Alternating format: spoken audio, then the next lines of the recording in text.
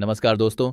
अगर आप किसान हैं या आपके परिवार में कोई किसान है तो ये जानकारी आपके लिए बेहद ज़रूरी है, क्योंकि प्रधानमंत्री किसान सम्मान निधि योजना की 23वीं किस्त को लेकर अब एक बहुत बड़ा अपडेट सामने निकल कर आया है, जिसका इंतजार देश के करोड़ों किसान लंबे समय से कर रहे थे। और अब जो जानकारी निकल कर सामने आ रही है वह हर किसान के लिए जानना बहुत ज़रूरी हो गया है, क्योंकि यह सीधे आपके खाते में आने वाले पैसे से जुड़ा हुआ है। जैसा कि आप सभी जानते हैं, इस योजना के तहत किसानों को हर साल आर्थिक सहायता दी जाती है ताकि खेती से जुड़े छोटे छोटे खर्च आसानी से पूरे हो सकें। लेकिन पिछले कुछ समय से लगातार किसानों के मन में यह सवाल उठ रहा था कि आखिर 23वीं किस्त कब आएगी, कितने पैसे मिलेंगे और किन किसानों को इसका लाभ मिलेगा। तो अब इन सभी सवालों का जवाब धीरे धीरे साफ होता जा रहा है और सरकार की तरफ से जो संकेत मिल रहे हैं उसके अनुसार तैयारी लगभग पूरी हो चुकी है और बहुत ही जल्द किसानों के खाते में अगली किस्त ट्रांसफर की जा सकती है। लेकिन यहाँ पर सबसे ज़रूरी बात यह है कि इस बार सरकार पहले से ज़्यादा सख्ती बरत रही है और हर लाभार्थी की जानकारी को दोबारा जांचा जा रहा है, ताकि कोई भी अपात्र व्यक्ति इस योजना का लाभ न ले सके और सिर्फ सही और पात्र किसानों को ही इसका फायदा मिल सके। इसलिए अगर आप चाहते हैं कि आपकी 23वीं किस्त बिना किसी रुकावट के सीधे आपके बैंक खाते में आए, तो आपको अभी से कुछ ज़रूरी काम पूरे करने होंगे, क्योंकि अगर आपने इनमें से कोई भी काम अधूरा छोड़ दिया तो आपका पैसा अटक सकता है या फिर आपको इस योजना से बाहर भी किया जा सकता है। सबसे पहले बात करते हैं केवाईसी की, क्योंकि यह इस समय सबसे ज़रूरी प्रक्रिया बन चुकी है।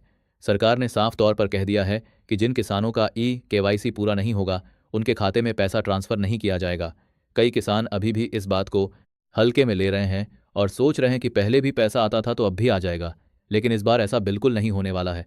अगर आपने केवाईसी पूरा नहीं किया है तो आपकी किस्त रुक सकती है। इसलिए जितना जल्दी हो सके अपने मोबाइल से या अपने पार्टी को मैनेज आ सकती है, नज़दीकी सीएससी सेंटर पर जाकर केवाईसी ज़रूर पूरा कर लें। अब बात करते हैं बैंक खाते की, क्योंकि बहुत सारे मामलों में यह देखा गया है कि किसानों का पैसा सिर्फ इसलिए अटक जाता है क्योंकि उनका बैंक खाता आधार से लिंक नहीं होता या फिर उसमें कोई छोटी मोटी गलती होती है, जैसे नाम की स्पेलिंग अलग होना या खाता संख्या गलत होना या फिर डीबीटी एक्टिव न होना। यह सभी छोटी छोटी गलतियां आपके पैसे को रोक सकती हैं। इसलिए एक बार अपने बैंक में जाकर या ऑनलाइन चेक करके यह सुनिश्चित कर लें कि आपका बैंक खाता आधार से लिंक है और डीबीटी एक्टिव है। इसके अलावा आपका नाम आधार और बैंक में एक जैसा होना चाहिए। अब बात करते हैं ज़मीन के रिकॉर्ड की, क्योंकि सरकार इस बार ज़मीन के कागज़ों का भी सत्यापन कर रही है। अगर आपके नाम पर ज़मीन का रिकॉर्ड सही तरीके से अपडेट नहीं है या उसमें कोई भी समस्या है तो आपको इस योजना का लाभ मिलने में परेशानी हो सकती है। कई बार ऐसा होता है कि ज़मीन किसी और के नाम पर होती है और आवेदन किसी और के नाम से किया जाता है। ऐसे मामलों में भी भुगतान रोक दिया जाता है। इसलिए अपने ज़मीन के कागज़ों को एक बार ज़रूर चेक करें और अगर कोई गलती है तो उसे जल्द से जल्द ठीक करवाएं। अब एक और ज़रूरी बात सामने आ रही है कि सरकार इस बार लाभार्थियों की सूची को पूरी तरह से अपडेट कर रही है और जिन किसानों की जानकारी गलत पाई जाएगी उन्हें सूची से हटा दिया जाएगा। यानी अब सिर्फ उन्हीं किसानों को पैसा मिलेगा जो पूरी तरह से पात्र हैं और जिनकी सभी जानकारी सही है। इसलिए अगर आपने कभी गलत जानकारी दी है या आपका आवेदन अधूरा है तो उसे तुरंत ठीक कर लें। अब बहुत सारे किसान यह जानना चाहते हैं कि आखिर इस बार कितने पैसे मिलेंगे, तो आपको बता दें कि सामान्य परिस्थितियों में हर किस्त में 2,000 रुपये ही दिए जाते हैं। लेकिन अगर किसी किसान की पिछली किस्त किसी कारणवश नहीं आई है या उसका भुगतान रुका हुआ है तो इस बार उसे एक साथ 4,000 रुपये भी मिल सकते हैं। यही वजह है कि कई जगहों पर 4,000 मिलने की चर्चा चल रही है। लेकिन यह सभी किसानों के लिए नहीं है, यह सिर्फ उन्हीं किसानों के लिए होगा जिनकी पिछली किस्त किसी कारणवश नहीं आई थी। अब बात करते हैं कि पैसा कब तक आ सकता है। तो अभी तक सरकार की तरफ से कोई आधिकारिक तारीख घोषित नहीं की गई है, लेकिन जिस तरह से तैयारियां चल रही हैं उससे यह साफ हो गया है कि कभी भी किसानों के खाते में पैसा ट्रांसफ़र किया जा सकता है। इसलिए आपको पहले से ही तैयार रहना होगा और अपने सभी ज़रूरी काम पूरे करने होंगे ताकि पैसा आते ही सीधे आपके खाते में पहुंच जाए और आपको किसी भी तरह की परेशानी का सामना न करना पड़े। अब अगर आपने इस योजना के लिए आवेदन किया था लेकिन अभी तक आपको एक भी किस्त नहीं मिली है तो आपको अपना स्टेटस ज़रूर चेक करना चाहिए, क्योंकि हो सकता है आपका आवेदन पेंडिंग हो या रिजेक्ट हो गया हो। और अगर ऐसा है तो उसे सही करवाना बहुत ज़रूरी है, क्योंकि बिना सही जानकारी के आपको इस योजना का लाभ नहीं मिलेगा। इसके लिए आप आधिकारिक वेबसाइट पर जाकर अपना स्टेटस चेक कर सकते हैं और अगर कोई गलती है तो उसे तुरंत ठीक कर सकते हैं।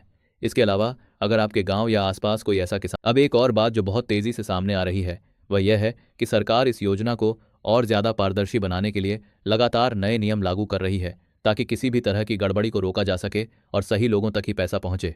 इसलिए आने वाले समय में और भी सख्ती देखने को मिल सकती है और नियमों को और कड़ा किया जा सकता है। इसलिए अभी से सतर्क रहना बहुत ज़रूरी है और अपने सभी दस्तावेज सही रखना बहुत ज़रूरी है ताकि आपको भविष्य में किसी भी तरह की परेशानी का सामना न करना पड़े।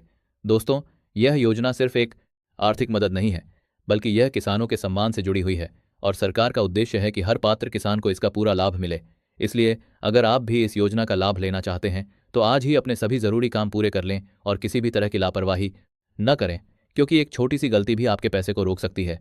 इसलिए सावधान रहें, जागरूक रहें और समय पर अपने सभी काम पूरे करें, ताकि आपकी मेहनत का पैसा सीधे आपके खाते में पहुंचे और आपको किसी भी तरह की परेशानी का सामना न करना पड़े।